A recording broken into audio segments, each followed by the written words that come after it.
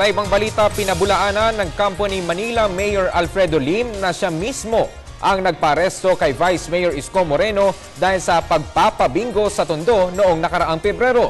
Ipinakita ni Chief of Staff Rick de Guzman ang mga dokumento na nauna nang ipinalabas ni Moreno at dating Pangulong Joseph Estrada.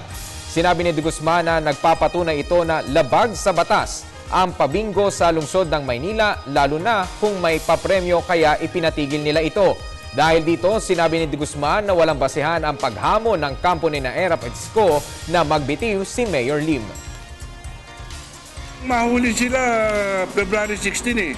Itong memo ng ating butihing mayor January 26 eh. O, paano magiging sabihin na ang mayor ang may kautusan nito? O.